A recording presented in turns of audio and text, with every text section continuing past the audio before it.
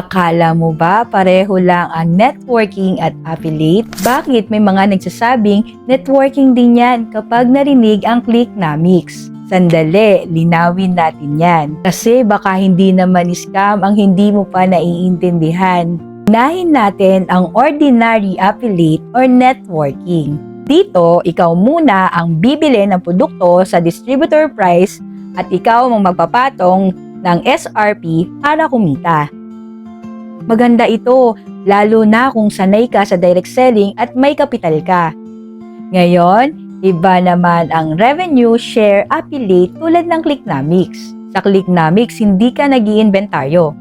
Hindi ka nagpapatong ng presyo, hindi ka nagbebenta sa mas mahal na halaga. Commission mo ay direktang galing sa SRP ng produktong binili ng client mo. Bumili ang customer, may share ka agad sa kita. Parang business partnership, hindi reselling. Ang Clicknomics ay may mga partner brands tulad ng Urbana, Skin21, Extra Massage Share, Digital Courses, Pinoy Travel Online at marami pang paparating.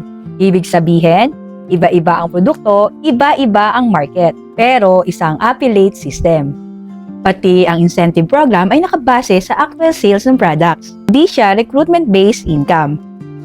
Hindi rin siya simpleng referral lang. Ngayon, linawin natin ha, maganda ang networking, maganda ang ordinary affiliate. Pwede mong gawin both, pero ang Clicknomics, kakaiba siya. O ang kauna-unahang revenue sharing affiliate sa Pilipinas. Kaya normal lang na malito ang iba.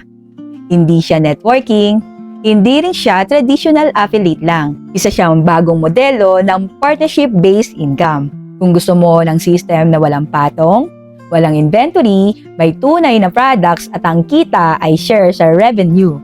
Then now, you understand why Clicknomics is different. Hindi lahat ng bago ay mali. Minsan, bago lang talaga sa paningin natin.